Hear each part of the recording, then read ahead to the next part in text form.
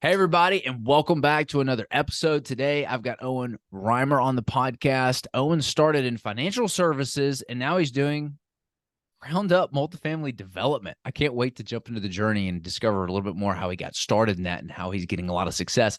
He's from Steinbach, Manitoba, Canada. I hope I did not butcher that. And he's building and renovating in his own local market. He's got the ability to envision what he feels sets him apart in his company vision at Stoneshore Capital. He's very passionate about family, community, and developing cash flow real estate for himself and his investor partners. Right now, he's doing a pretty big development here. It sounds like it's a phase 1 36-unit apartment complex. So more to go there. I'm excited to check that out. Owen, welcome to the show, man. Thanks, Brandon. Thanks for having me. So ground up development multifamily, very specific niche. Not a lot of people are doing that. You came from the financial services background. For those that haven't met you or don't know anything about you, why don't you give us some context and tell us your story? Yeah, in the financial services world, I did a bit of private equity slash real estate capital raising for some groups that were doing either buying multifamily or real estate, also doing ground up development as well. That's what got me, I guess, into seeing what was all possible out there. Also showed me that it's possible to kind of start small. There are groups that start with buying a 24-plex and now are managing well over 10,000 doors here in Canada. So kind of, if you can dream it, you can build it is the nicest way to say it. And we had some good results with buying some commercial real estate, and we bought it really well, did some renos, bumped the rents, created a lot of value. We thought, well, let's try this with building.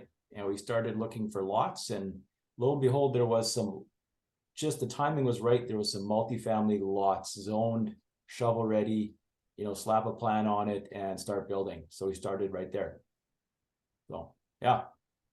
Wow. So really just jumping into it and making things happen. I mean, that's the only way to do it.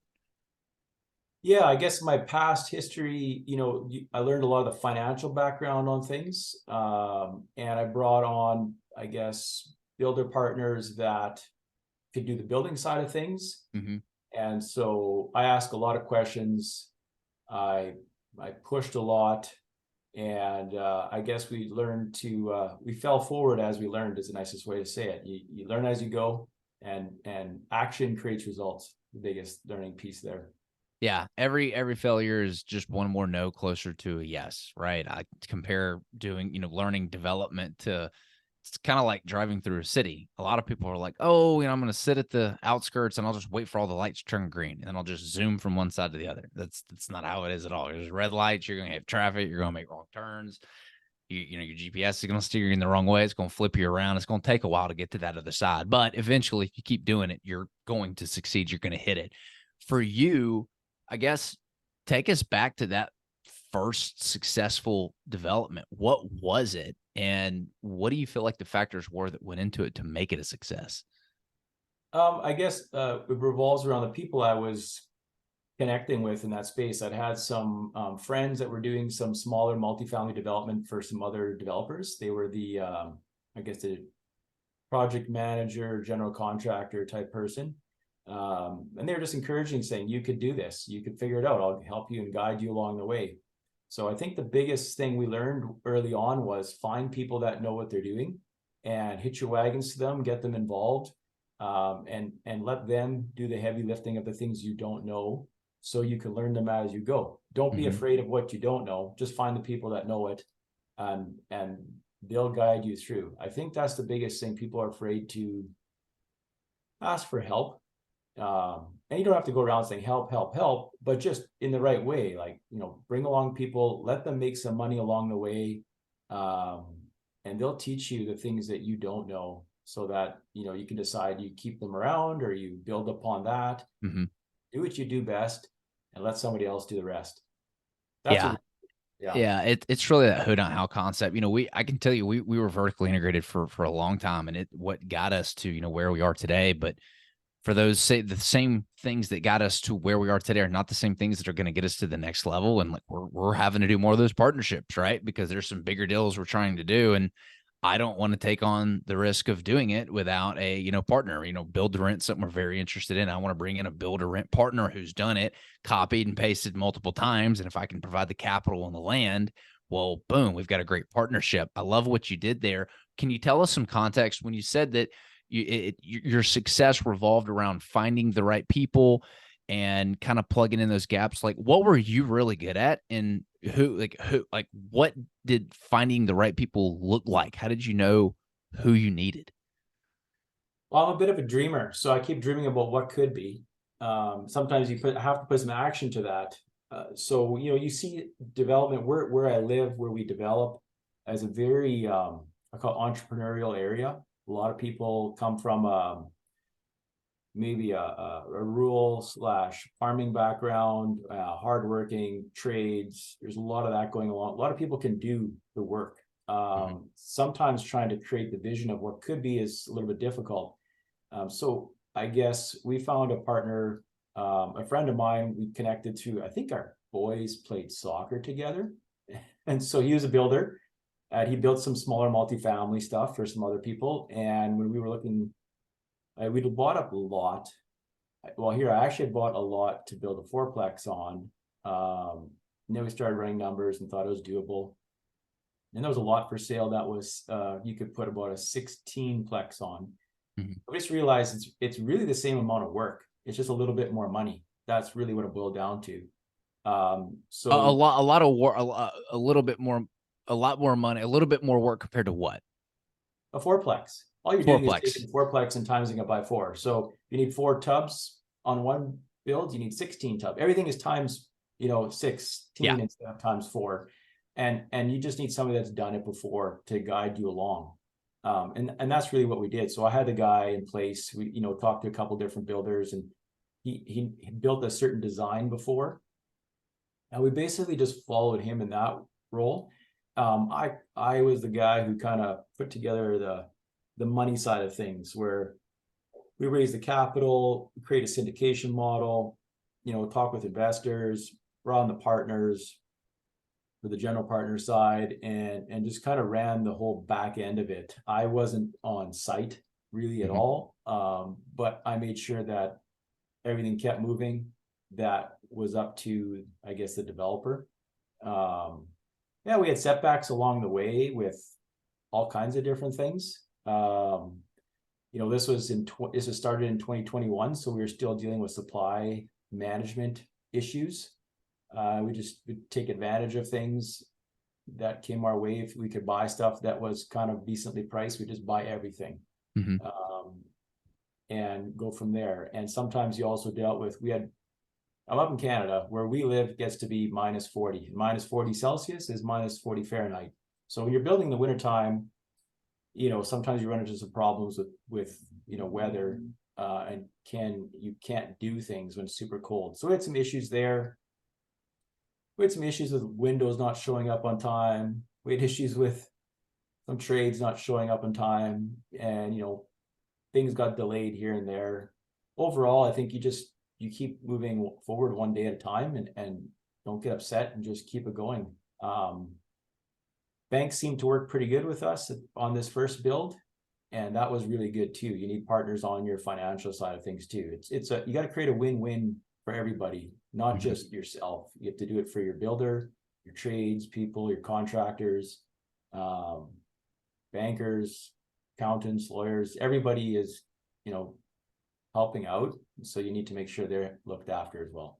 Yeah, it's interesting getting in the development game. People see these big developments, are like, oh my gosh, that looks like impossible. And one of the really aha moments we had was, it was like, dude, it's just as easy to build 40 houses in one spot as it is to do 3 or 4. In fact, you get better pricing, you get better terms, you get better builders that are attracted to higher level opportunities. A+ talents attracted to A+ opportunity. I was like, oh my gosh, in many ways, it's actually easier. Holy cow. You can afford a team that can help out. So it's pretty wild to see things get easier as you scale and not harder with the whole development piece. I know that development is, in the real estate world, this kind of like scary piece that a lot of people have. People hear the word development and they almost always equate it to, oh, that's risky. Why do you think that is?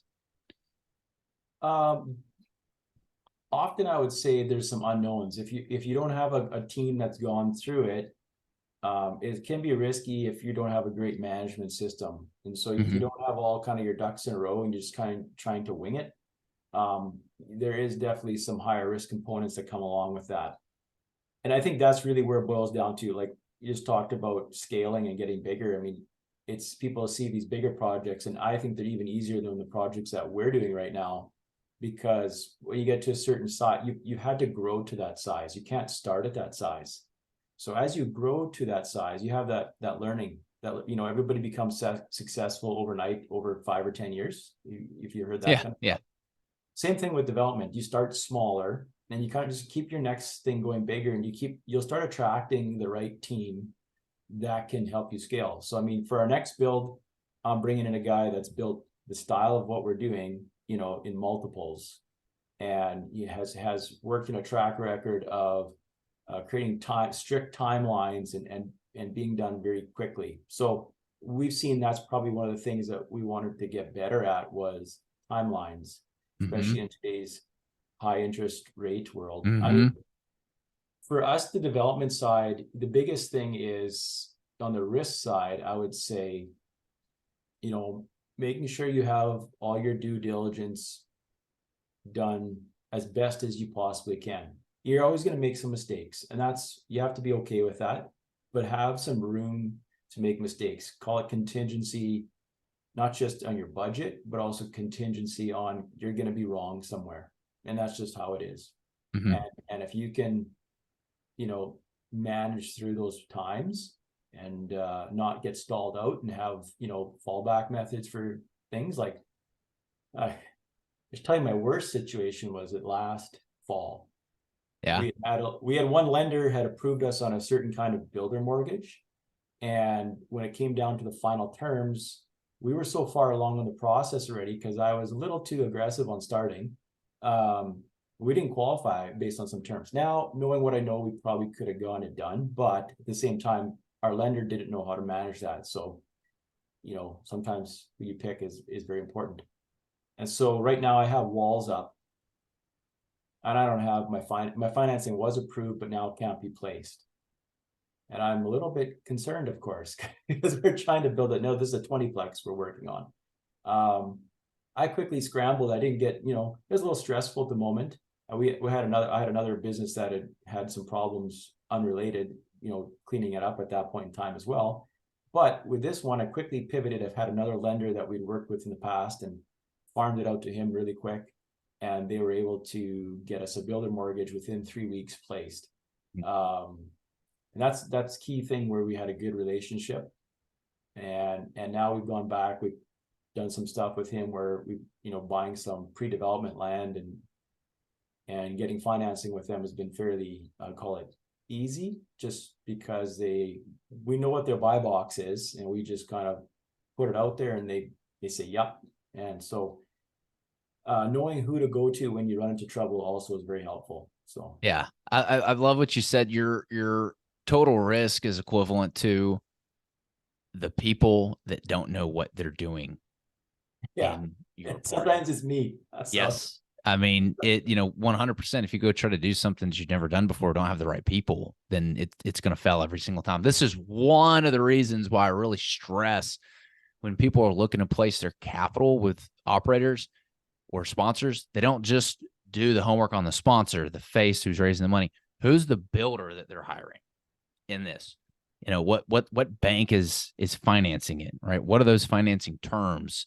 You know, who's the accounting team? Like, they need to have an idea of who these other critical parties are involved, because they are critical to the success of the project. You know, to your point, we live in an environment where developers have to trust they have the right people.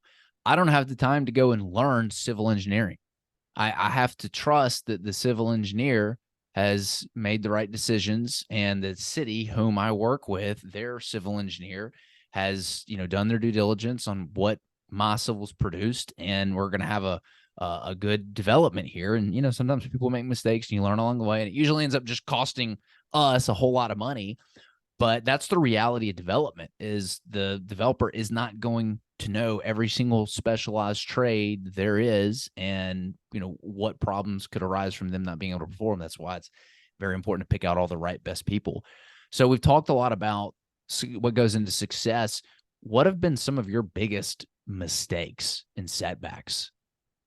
In real estate or in business in general? And oh god, yeah, we could go, like, I would say, like, in development, like, I guess in the development business. Well, development business probably would have been that financing thing there, because that added a lot of undue stress we didn't need to Okay. deal with. That build as well, we were going for some energy efficiencies for our financing. We have some interesting financing options here in Canada when you build brand new multifamily. If you can hit certain target numbers on certain things, whether it be affordability, environmental, or accessibility, you can qualify some really great financing options. So we started down that path, and it just became a situation where, we created on that building, we did an interesting, kind of a steel wall panel that's got insulation, all one shot. So it gives us a really high R value for insulation. And up here in Canada, of course, keeping our energy consumption in wintertime is very important. Also keeps it cooler in the summer. We do get beautiful summer days. And we should have probably, and we were going in that direction due to also high lumber costs at the time. Now, by the time we actually came to build it, the wall system, of course, at that point was a lot higher priced than conventional lumber. And we probably should have just stayed with conventional lumber, hindsight. The numbers still work on that project, but sometimes when you try to be a little bit different, it doesn't always work the way you'd hoped. And trying to hit these certain targets, sometimes your builders or your tradespeople have a harder time working with those things as well. So I think making sure we get the right people doing the right things was our biggest problems we've had. One other thing would be on a different build, I probably should have refinanced earlier to lock in some better rates. Well, walk us through that. Like, what did that look like? Does a past deal come to mind that you can share? Yeah, our first deal, when we were basically finished construction, rates were climbing, and we thought, well, they'll come down a little bit earlier than they really did. And at the same time, we could have, this is one of those things where you don't know exactly the entire environment out there with financing. We probably should have gone into what's called the CMHC mortgage, which is it's a government guaranteed mortgage, a little earlier than we did. We would have had a little bit better rates, and a little bit better financing options. Overall, we're very happy with our financing terms, but if we could have locked in around a 3.5 versus closer to 5, that would have been some savings on our cash flow. Mm-hmm. The deal still is great. Everybody's still making money on it. With we came in, that was our first build. I think we were 25 or 30 grand over budget total. Mm-hmm. That's really good. During 2021 supply chain management, 1 week your lumber is double the price than the week before, so it depends when you buy your, all of a sudden lumber prices drop, you just press yes and you just buy, and then all of a sudden, let's say drywall costs just went through the roof, and you need to get it in, so you just do it. Trades mattered there. We had, I'd say our electrical company was probably not the best option on that build. They had too many different electricians on site, so they didn't always know what they were doing. So I think there was some mistakes made. We fixed them all, of course. It's electrical. We don't want to have them, otherwise they creep up on you. Business wise, I was involved in a retail dollar store franchise. This is our mistake, and COVID in Canada was really detrimental at the wrong time, and we basically had to hand in the company on that one. The good news is I had other real estate that had done super well in the same time that I was able to sell to offset my losses. So lesson learned on that was just keep doing real estate. ends up creating long-term value if it's bought and managed correctly, and everybody can benefit, whether you are an investor, a builder, whatever the case would be. It's set up to benefit a lot of people overall. Yeah. So, well, I mean, what does that look like long term for you? Like, what does the vision look like for your ground up development projects? Yeah, so right now we build predominantly one called project at a time, as its own little entity. The vision of that is to, as they come towards the end, like with a time frame about, kind of to coincide with the financing, usually the 5-year term on the mortgage. So around Mhm. that 5-year term mark, we want to create an exit option for investors. At that point in time, our long-term goal is to kind of keep whoever wants to stay in as an investor, keep them into we'll call it an amalgamation investment, whether it's a fund or the structure really doesn't matter at this point in time. Just the idea of kind of putting all these buildings together in one big fund to create a cash flow, liquidity, legacy assets. You can go in and out. It also will help us for development, where we'll be able to kind of like become our own investor in the long run of things, where we can pre-fund investment deals Mhm. and become early investors on our investment deals themselves on development. But that's the big long-term picture, is to kind of keep growing it here. Maybe partner with builders on bigger projects that aren't in our backyard. Right now, we're kind of in a close area. I know the markets, I know the people. We have one property manager that basically manages all our properties. That's an interesting one, and on its own, they're connected to a real estate developer that creates bare land opportunities. So it allows us to sometimes get lots to do building on before they even hit the market. And so, like you said, relationships and who you know, and we didn't have that relationship before we started doing real estate, but now we have that relationship. Our property manager, the owner of that company, can help us get pre-development land that isn't even on the market. Mhm. So, that's how you have to stay ahead, one step ahead, because that's how you can, sometimes it's not even the price of the land, it's just getting the land is the hard part. So Yeah. Speaking of getting land, so what does that look like? Because that's the biggest challenge, and that's where developers really make their money is getting the land. That's where it all starts. You make your money going into it. How do you create value there? well, we use a lot of due diligence. Like, first of all, I mean, there's lots of concepts around pricing, right? So you kind of, what your approximate pricing, when you start building a few times, you have a good idea what it costs to vertically develop. And then kind of what you have to hit for your rental amounts in those spaces. And then you come to your land costs. And each kind of, we call them municipalities, whatever, counties, the same thing. Each kind of municipality or town has their own guidelines for development. And so they all have different parking requirements, different size requirements. So to kind of tell you what you can and cannot do on that piece of land. Mm-hmm. So sometimes where we create some value is, another scenario, we have a mobile home trailer park under contract, we manage, and we're in the middle of subdividing it from a 6-acre piece down to a 4-acre, and in creating 4 half-acre lots where we can build multifamily onto. So there's a little bit of that. It takes time. That's a 2-year process.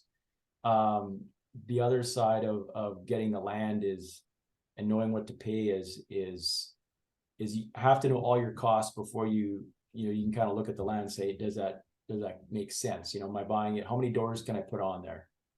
Sometimes you can find land that's marketed wrong, where they're marketing it for some kind of other project. I'd say that's our last project. I mean, when I'm, typically what you're seeing for, we call it per door price. Mm-hmm. The really smart real estate guys, they market it as a per door price. That's your highest bang for your buck. Some of them most market as a per square foot.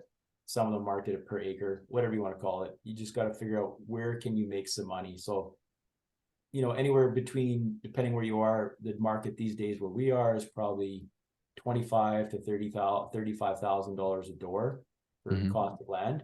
The last one I just bought in spring, it's a bit of there is some unique challenges to it overall. It's kind of in a market that's starting to turn in terms of they're looking to grow.